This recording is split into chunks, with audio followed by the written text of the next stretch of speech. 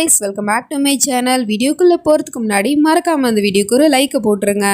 Last பார்ட்டில் நம்ம ஹீரோயினிக்கு hero பக்கத்தில் இருந்ததுனால அவளுக்கு பழைய விஷயம்லாம் பிளர்ரா அப்படியே ஞாபகம் வந்துட்டு போகுது. உடனே அவளை உட்கார வச்சுட்டு போயிட்டு தண்ணி எடுத்து கொடுத்துக்கிட்டு இருக்கான். அதே சமயம் வீட்டில் அப்பா டென்ஷன் ஆகி கத்திக்கிட்டு இருக்காரு. அந்த பேப்பரை வாங்கி ஒரு பிரயோஜனமும் கிடையாது, மயூராவே ஓம்காரி கிட்ட போயிட்டா அப்படிங்கிற மாதிரி சொல்லிட்டு. ஆனால் நீல் தான் அங்கே இருக்கார்ல, அப்புறம் எதுக்காக நீங்கள் கவலைப்படுறீங்க அப்படின்னு கேட்டா, நீல் இருந்தாலும் அவனால் எல்லா விஷயத்துலையும் எல்லா இடத்துலையும் போயிட்டு அவனை தடுக்க முடியாதுல்ல, இதுக்கு ஏதாவது ஒரு பர்மனன்ட் சொல்யூஷன் தேடியே ஆகணும் அப்படிங்கிற மாதிரி சொல்லிட்டு இருக்காரு. அப்படியே அங்கே சீனை கட் பண்ணால் இந்த பக்கம் நம்ம ஹீரோயினும் இப்போ பரவாயில்ல நான் நல்லா இருக்கேன்னு சொல்லிட்டா போல. அப்புறம் அவன் நேராக இவன்கிட்ட வந்து சொல்லிக்கிட்டு இருக்கான், பாத்தியா நீ ஸ்டே ஆர்டர் வாங்கின, அவளை நான் நெருங்கக்கூடாது அப்படின்னு சொல்லிட்டு. ஆனால் இப்போ பாரு அவளே என்னை தேடி வந்துட்டா. நான் அவங்ககிட்ட சொன்னேன்ல அவன் என்னை தேடி வருவான்னு, அதே மாதிரி நடந்துச்சா இல்லையா? அவளுக்கு என்னை பற்றின நினைவுகள் வேணால் மறந்து போயிருக்கலாம், ஆனால் என்ன அவன் மறக்கலை, அதனால தான் என்னை தேடி வந்துட்டா அப்படிங்கிற மாதிரி சொல்லிட்டு இவங்க ரெண்டு பேரும் இப்படி பேசிகிட்டு இருக்கிறத தூரத்துலேருந்து அந்த வெள்ளிக்காரியும் கேட்டுறா பார்த்துறா.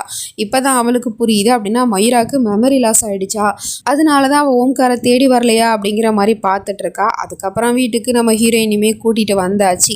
அவங்களும் கேட்குறாங்க, கேம்ப் எப்படிமா இருந்துச்சு, நல்லபடியாக போச்சா அப்படின்னு கேட்டால், ரொம்ப நல்லா போச்சுப்பாங்க, நிறைய குழந்தைங்க இருந்தாங்க, அப்புறம் அங்கே ஓம்கார் இருந்தார் அப்படி இப்படின்னு சொல்லிட்டு ஓம்காரை பற்றி பேசினோடனே இவங்களோட முகமெல்லாம் மாறி போயிடுது. இது அவளும் புரிஞ்சுட்டு சரி நான் போய் ட்ரெஸ் சேஞ்ச் பண்ணிட்டு வரேன் அப்படின்னு சொல்லிட்டு அவள் இங்கேருந்து கிளம்பி போயிடுறா. அதுக்கப்புறம் இவனும் அப்பா கிட்ட சாரி சொல்லிக்கிட்டே இருக்கான், நானும் எவ்வளோ முயற்சி பண்ணேன் அங்கிள், ஆனால் அந்த ஓம்கார் அந்த கேம்புக்கு எப்படி இன்வெஸ்டராக வந்தான்னு தெரியல, ஐம் ஸோ சாரி அங்கிள் அப்படிங்கிற மாதிரி சொன்னால், பரவாயில்ல விடுப்பா, அந்த ஓம்காரை மயூரா கிட்ட நெருங்கிறத தடுக்கணும்னா அது ஒன்னால் மட்டும்தான் முடியும், அதை நீ தான் செஞ்சாகணும் அப்படிங்கிற மாதிரி சொல்லிட்டு இருக்காரு. என்ன அங்கிள் சொல்லிட்டு இருக்கீங்க, என்னால் முடியுமா, அது என்ன ஏதுன்னு சொல்லுங்க, நான் கண்டிப்பாக மயூராவை சேவ் பண்ணுறதுக்காக நான் என்ன வேணா பண்ணுவேன் அப்படிங்கிற மாதிரி சொல்லிட்டு இருக்கான். உடனே இவரும் போட்டு உடச்சிடுறாரு, நீ என் பொண்ணை கல்யாணம் பண்ணிக்கணும் அப்படின்னு சொல்லிட்டு. இதை கேட்டால் அவன் அப்படியே ஷாக்கில் முழிச்சுக்கிட்டே இருக்கான், என்ன பதில் சொல்கிறதுன்னு தெரியாமல். ஆமாப்பா, நீ என் பொண்ணை கல்யாணம் பண்ணிக்கிட்ட அப்படின்னா அவன் எந்த விதத்துலையும் என் பொண்ணை நெருங்க முடியாது, புருஷனா தடுக்கிறதுக்கு நீ இருக்க, அதனால தான்ப்பா சொல்கிறேன் அப்படிங்கிற மாதிரி சொல்லிட்டு இவர் பாட்டுக்கே பேசிகிட்டு இருக்காரு. அவன் எந்த பதிலுமே சொல்லாமல் நின்றுட்டு இருக்கான்.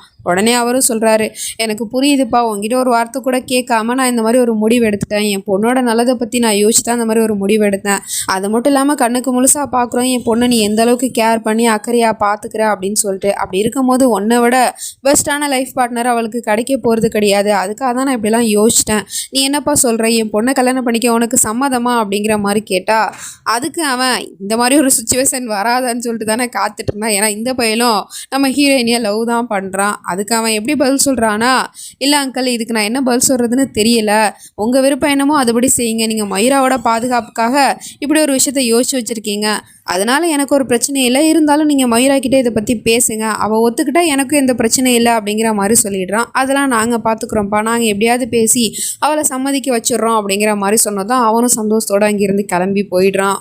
அப்புறம் நைட் ஆனதுமே பொண்ணுக்கிட்ட பேசுகிறதுக்காக ஒரு மீட்டிங்கை போட்டுக்கிட்டு இருக்காங்க. இந்த மாதிரி அவனை பற்றியே தான் பேசிகிட்டு இருக்காங்க. நீல் ரொம்ப நல்ல பையன்ல, அவன் ரொம்ப நல்ல மனுஷன், அவன் அப்படி இப்படின்னு சொல்லிட்டு புகழ்ந்து பேசிகிட்டு இருக்காங்க. அதை பார்த்துட்டு இவ கேட்குறா, என்னப்பா நீங்கள் நீலோட ஃபேன் ஆகிட்டீங்க போல், அவனை பற்றி இப்படி திடீர்னு சடனாக ஆஹா ஓஹோன்னு புகழ்ந்து பேசிகிட்டு இருக்கீங்க, அவனை அவங்களுக்கு பிடிச்சிருக்கா அப்படிங்கிற மாதிரி கேட்டேன். ஆமாம்மா, அவனை எங்கள் எல்லாருக்கும் பிடிச்சிருக்கு, அதே மாதிரி உனக்கும் பிடிச்சிருக்கா அப்படிங்கிற மாதிரி சொல்லிட்டு கேட்டுட்ருக்காங்க. அப்போ அவளுக்கு திடீர்னு இந்த மாதிரி அப்பா கேட்கும், என்ன பதில் சொல்கிறதுன்னு முடிச்சிட்டு இருக்கா. அப்பன்னு பார்த்து கரெக்டா ஓம்கார் வந்து அந்த கேம்ப்ல நின்று நம்ம ஹீரோயினோட போட்டோவை அனுப்பி விட்டுருக்கான். அதை பார்த்து இவ சிரிச்சுக்கிட்டு இருக்கா. என்னம்மா நாங்கள் படிக்க உங்ககிட்ட பேசிட்டு இருக்கோம், நீ என்ன பார்த்து சிரிச்சிட்டு இருக்க அப்படின்னு கேட்டா, இதோ வந்துடுறோம்ப்பா அப்படின்னு சொல்லிட்டு அவன் இங்க இருந்து கிளம்பி போயிடுறா. ரூமுக்கு வந்துட்டா பார்த்தா நம்ம ஹீரோ தான் கால் பண்றான். அவங்கிட்டேருந்து வர்றது என்னமோ ஆடியோ கால் தான். ஆனா இவன் என்னடானா பக்காவா கண்ணாடியில முகத்தெல்லாம் பார்த்துட்டு ரெடியாகி நின்றுட்டு இருக்கா. அதுக்கப்புறமா தான் தெரியுது, ஏ லூசு மயூரா, இது வீடியோ கால் இல்லை ஆடியோ கால், இதுக்கே நீ இவ்வளோ எக்ஸைட் ஆகுற அப்படின்னு சொல்லிட்டு அப்புறம் வந்து ஃபோனை அட்டன் பண்ணுறா. அந்த பக்கம் அவனும் பேச ஆரம்பிக்கிறான், அந்த மாதிரி கேம்ப் நல்லா போச்சுல அப்படி இப்படின்னு சொல்லிட்டு. ஆமாம் ஓம்கார் அப்படின்னு சொல்லிட்டு அவளும் சொல்லிக்கிட்டு இருக்கா. அப்புறம் கர்டன் ரொம்ப அழகாக இருக்குது அப்படின்னு சொல்லிட்டு இருக்கான். ரெண்டு பேருமே கர்டன் முன்னாடி தான் நின்றுட்டு இருக்காங்க. உடனே இவளுக்கு ஒன்றும் புரியல, என்னது நான் இங்கே கர்டன் முன்னாடி நிற்கிறேங்கிறது உங்களுக்கு எப்படி தெரியும், நீங்கள் எப்படி இதை பற்றி பேசுகிறீங்க அப்படின்னு கேட்டால், நான் இங்கே ஹோட்டலில் இருக்கிற கர்டனை பற்றி பேசிகிட்டு இருக்கேன் அப்படிங்கிற மாதிரி சொல்லிட்டு இருக்கான். அதுக்கப்புறம் நீ ரொம்ப அழகாக இருக்க அப்படின்னு சொல்லிட்டு டக்குன்னு போட்டு உடச்சி போடுறான். அவளும் ஆமாம் ஓம்கார் நீங்களும் ரொம்ப அழகாக இருக்கீங்க அப்படின்னு சொல்லிட்டு வெக்கப்பட்டே சொல்லிட்டு இருக்கா. அப்புறம் தான் அந்த பயலுக்கு புரியுது, என்னடா நம்ம அப்படி ஓப்பனாக பேசிட்டோமே அப்படின்னு சொல்லிட்டு.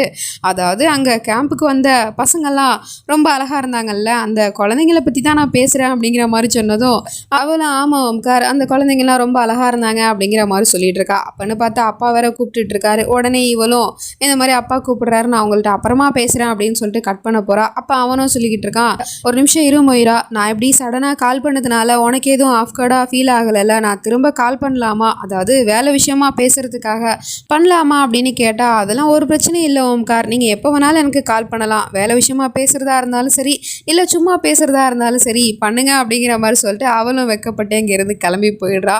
இவனும் இங்கே வெக்கப்பட்டு சிரிச்சிட்டு இருக்கான். இப்போ மறுநாள் ஆயிடுது. காலங்காத்தாலே அப்பா ஒரு ஃபோட்டோ ஃப்ரேமை வந்து மாட்டி வச்சிட்ருக்காரு. அதாவது நம்ம மயூராவோட சின்ன வயசு ஃபோட்டோஸ் போல். அதை பார்த்துட்டு நம்ம ஹீரோயினியும் கேட்குறா, என்னப்பா இந்த ஃபோட்டோஸ்லாம் திடீர்னு எடுத்துகிட்டு வந்து ஃப்ரேம் போட்டு மாட்டி விட்டுட்டு இருக்கீங்க, என்ன விஷயம் அப்படின்னு கேட்டால் அவரும் சின்ன வயசில் நடந்ததெல்லாம் சொல்லிட்டு இருக்காரு. அதாவது சின்ன வயசாக இருக்கும்போது நம்ம ஹீரோயினி அம்மாவோட ஷாலை போட்டுக்கிட்டு இந்த மாதிரி நான் கல்யாணம் பண்ணிக்க போகிறேன் அப்படிங்கிற மாதிரி சொல்லிட்டு விளாண்டுட்டு இருப்பா போல். அதெல்லாம் வந்து பொண்ணுக்கு ஞாபகப்படுத்திட்டு இருக்காரு. உடனே அவளும் கேட்குறா, ஆனால் இது எதுக்காகப்பா இப்போ ஞாபகப்படுத்திட்டு இருக்கீங்க, ஏதாவது பிளான் பண்ணி வச்சுருக்கீங்களா, திரும்பவும் என்ன போபாலை விட்டு தூரமாக்குறதுக்காக அப்படிங்கிற மாதிரி கேட்டா, இல்லைம்மா அப்படிலாம் இல்லை, உனக்கு கல்யாணம் பண்ணி வைக்கணுங்கிற ஆசை தான், வேற ஒன்றும் இல்லை அப்படிங்கிற மாதிரி சொல்லிட்டு இருக்கா. உடனே இவளும், என்னப்பா சொல்லிட்டு இருக்கீங்க, கல்யாணமா, அதுவும் எனக்கா, கண்டிப்பாக முடியாதுப்பா, நான் கல்யாணம் பண்ணி போயிட்டேன் அப்படின்னா என்னோட கரியர் என்ன ஆகுறது அப்படின்னு கேட்டுட்டு இருக்கா. அதெல்லாம் ஒன்றும் ஆகாதுமா, நீ கல்யாணத்துக்கு அப்புறமும் உன்னோட கரியரை பார்க்கலாம், அதாவது நீ வேலைக்கு போகலாம், ஒரு பிரச்சனையும் இல்லை, நீ கல்யாணத்துக்கு சம்மதம் மட்டும் சொல்லு அப்படிங்கிற மாதிரி சொன்னதும் அவளும் சரின்னு சொல்லிட்டா. ஆனால் என்னோட அந்த முகத்தை பார்த்ததுக்கு அப்புறமும் யார் என்ன கல்யாணம் பண்ணிப்பாங்க, அப்படி ஏதாவது ஒரு பையன் இருந்தா சொல்லுங்க, நான் தாராளமா கல்யாணம் பண்ணிக்கிறேன் அப்படின்னு அவளும் சொல்லிட்டு இருக்கா. அதாவது அவள் விளையாட்டுத்தனமா தான் பேசிட்டு இருக்கா. உடனே இவரும், ஏமா அப்படிலாம் பேசிட்டு இருக்கா அப்படின்னு கேட்டுட்டு இருக்கா. இல்லப்பா இதுதானே ரியாலிட்டி, என்னோட முகத்துல இவ்வளோ பெரிய மார்க் இருக்கு, அப்படி இருந்தும் ஏதாவது ஒரு பையன் கல்யாணம் பண்ணிக்க வருவானா, அப்படி யாராவது இருந்தா சொல்லுங்க, நான் கல்யாணம் பண்ணிக்கிறேன் அப்படிங்கிற மாதிரி சொல்லிட்டு இருக்கா. ஒருத்தவன் இருக்கான் அப்படிங்கிற மாதிரி சொல்லிட்டு இருக்காரு. யாருப்பா அது அப்படின்னு கேட்டா, டாக்டர் நீல், நீ அவனை தான் கல்யாணம் பண்ணிக்கணும், இன்ஃபேக்ட் நான் அவன்கிட்ட இதை பற்றி ஏற்கனவே பேசிட்டேன், என் பொண்ணை நீ கல்யாணம் பண்ணிக்கிறதுக்கு சம்மதமா அப்படின்னு கேட்டான். அவனும் சம்மதம்னு சொல்லிட்டான். இப்போ நீ தான் அவனோட முடிவை சொல்லணும் அப்படிங்கிற மாதிரி போட்டு உடச்சிடுறாரு. இவளுக்கா பயங்கரமான ஷாக்காக இருக்குது. என்னப்பா பேசிகிட்டு இருக்கீங்க டாக்டர் நீல, அவன் என்னோட ஃப்ரெண்டு, அவனை போயிட்டு எப்படி நான் கல்யாணம் பண்ணிக்கிறது, நான் இந்த மாதிரிலாம் யோசிச்சதே கிடையாது, ஏன்ப்பா அப்படிலாம் பேசிகிட்டு இருக்கீங்க, இந்த மாதிரிலாம் எப்படிப்பா உங்களால் யோசிக்க முடிஞ்சு, கல்யாணமா, அதுவும் டாக்டர் நீலா, கண்டிப்பாக முடியாது அப்படிங்கிற மாதிரி சொல்லிகிட்டு இருக்கா. ஏன் முடியாது, அவனை உனக்கு தெரியும், ஒன்று அவனுக்கு தெரியும், ரெண்டு பேரும் ஒருத்தர் நல்லா புரிஞ்சுக்கிறீங்க, அப்புறம் ரெண்டு பேரும் நல்ல ஃப்ரெண்ட்ஸ் வேற, இதை விட வேற என்ன வேணும் அவனோட லைஃப் பார்ட்னராக ஆகிறதுக்கு அப்படின்னு கேட்டால், இல்லைப்பா நீங்கள் ஏதோ தப்பாக புரிஞ்சுட்டு பேசிகிட்டு இருக்கீங்க, எங்களோட ரெண்டு பேரும் மனசுலையுமே அந்த மாதிரி ஒரு எண்ணம் இருந்ததே கிடையாது, நாங்கள் ரெண்டு பேருமே ஃப்ரெண்ட்ஸாக தான் பழகுறோம், நீங்கள் என்கிட்ட இந்த விஷயத்தை பற்றி பேசுனீங்க, இதே விஷயத்த நீங்கள் நீல்கிட்ட சொன்னீங்களா, அவன் இதுக்கு ஒத்துக்கிட்டானா அப்படின்னு கேட்டால், ஆமாம்மா நாங்கள் ஏற்கனவே அவன்கிட்ட பேசிட்டோம், அவன் இந்த கல்யாணத்துக்கு ஒத்துக்கிட்டான், உன்னை கல்யாணம் பண்ணிக்கிறதுக்கு சம்மதம் சொல்லிட்டான், இப்போ நீ தான் சொல்லணும் அப்படிங்கிற மாதிரி கேட்டால், இதை கேட்ட உடனே அவளுக்கு இன்னும் பெரிய ஷாக்காக இருக்குது. என்னது டாக்டர் நீல் என்ன கல்யாணம் பண்ணிக்க ஒத்துக்கிட்டானா அப்படிங்கிற மாதிரி முழிச்சிட்டு இருக்கா. அப்புறம் உடனே கிளம்பி ஹாஸ்பிட்டலுக்குமே போயிடுறா. அவனோட கையை பிடிச்சி ரூமுக்கு இழுத்துட்டு வந்துட்டு கேட்டுட்டு இருக்கா, நீ என்ன பண்ணிட்டு இருக்க அப்படின்னு கேட்டா, நீ என்ன பண்ணிக்கிட்டு இருக்க, என் அப்பா உங்ககிட்ட என்ன கல்யாணம் பண்ணிக்கிறத பற்றி பேசியிருக்காரு, நீயும் அதுக்கு சம்மதம் சொல்லிட்ட, உன் மனசில் அப்படி என்னதான் இருக்கு, நம்ம இது வரைக்கும் அந்த மாதிரி பழகுனதே கிடையாது, அப்படி இருக்கும்போது நான் ஒரு நல்ல ஃப்ரெண்டாக அவனை நினச்சிட்டு இருக்கேன், நீ என்னடானா என்ன தப்பான கண்ணோட்டத்தில் பார்த்துருக்கியா, சி அப்படிங்கிற மாதிரி சொல்லிட்டு இவ பாட்டிக்கே பேசிகிட்டு இருக்கான். அவன் எதுவுமே சொல்லாமல் அமைதியாக இருக்கான். அப்புறம் அங்கே டேபிளில் பூ இருக்கிறத பார்த்துட்டு, ஓ அதுக்குள்ளே எனக்காக பூவெல்லாம் வாங்கி வச்சிருக்கியா அப்படின்னு சொல்லிட்டு அதை தூக்கி போட்டு உடச்சிக்கிட்டு இருக்கா. அதுக்கப்புறம் இவன் சொல்லிக்கிட்டு இருக்கான், பேசி முடிச்சிட்டியா, இதுக்கப்புறம் நான் என்ன பேசுகிறேனோ அதை தான் நீ கேட்கணும் அப்படிங்கிற மாதிரி சொல்லிட்டு அவனும் சொல்லிக்கிட்டு இருக்கான், இங்கே பாரு உன்னை கல்யாணம் பண்ணிக்கணுங்கிற எண்ணம்லாம் எனக்கு கிடையாது, திடீர்னு உன் அப்பா என்கிட்ட வந்து கேட்கும் போது என்ன பதில் சொல்கிறதுன்னு தெரியல, அதனால நானும் உங்கள் பொண்ணுக்கிட்ட கேட்டுட்டு என்னவா இருந்தாலும் முடிவெடுங்கன்னு சொல்லிட்டு வந்துட்டேன். அப்புறம் இந்த பூ இது ஒன்று நான் உனக்காக வாங்கி வைக்கல, ஒரு பேஷண்ட் எனக்கு தேங்க்யூ சொல்லிட்டு இந்த பூவை கொடுத்துட்டு போனாங்க, அப்புறம் நீ ஏன் இவ்வளோ டென்ஷன் ஆகிட்டு இருக்க, உன் அப்பா எது பண்ணாலும் உன்னோட நல்லதுக்காக தான் நான் பண்ணுவார் அப்படிங்கிற மாதிரி சொன்னால், எனது நல்லதுக்காவா, என்ன ஒன்று கல்யாணம் பண்ணிக்க சொல்லிட்டு இருக்காரு, அது நல்லதா, அப்புறம் நீ எப்படி சரின்னு சொல்லலாம், கல்யாணத்துக்கு நீ ஒத்துக்கிட்டியாம்ல அப்படின்னு கேட்டால், இல்லை நான் ஒத்துக்கவே இல்லை, நான் உன்னோட அப்பா கிட்ட சரின்னு சொல்லவே இல்லை அப்படின்னு சொல்லிட்டு இருக்கான். சரி சரின்னு சொல்லலை, ஆனால் முடியாதுன்னு நீ சொல்லலை தானே அப்படின்னு கேட்டான். ஆமாம் நான் முடியாதுன்னு சொல்லலை தான், இன்ஃபேக்ட் அவர் திடீர்னு அப்படி கேட்கும்போது என்ன பதில் சொல்கிறதுன்னு தெரியல. அதனால தான் நான் அவர்கிட்ட எந்த பதிலும் சொல்லலை. உங்கள் பொண்ணுக்கு என்ன முடிவோ அதுபடி பார்த்து செய்யுங்கன்னு நான் சொல்லிட்டேன். அப்புறம் நான் யோசிச்சு பார்த்தேன், 2 பேரும் ஒருத்தர் நல்லா புரிஞ்சு வச்சுருக்கோம். அப்புறம் நம்ம 2 பேரும் நல்ல ஃப்ரெண்ட்ஸ் வேறு. அப்படி இருக்கும்போது கல்யாணம் பண்ணிக்கிட்டா என்ன தப்பு மயிரா அப்படிங்கிற மாதிரி கேட்டுட்ருக்கான். கரெக்டாக தான் கேட்குறாப்புல. ஆனால் அவளுக்கு தான் என்ன பதில் சொல்கிறதுன்னு தெரியாமல் முழிச்சிக்கிட்டே இருக்கா. உடனே இவன் அதை புரிஞ்சுக்கிட்டு, இங்கே பாரு மயிரா, எனக்கு தெரியும் உனக்கு கல்யாணத்தில் ப்ராப்ளம் இல்லை, நீ என்ன கல்யாணம் பண்ணிக்கிறதுல தான் உனக்கு ப்ராப்ளம்னு. ஏன்னா உன்னோட மனசில் அந்த ஓம்கார் தானே இருக்கான்.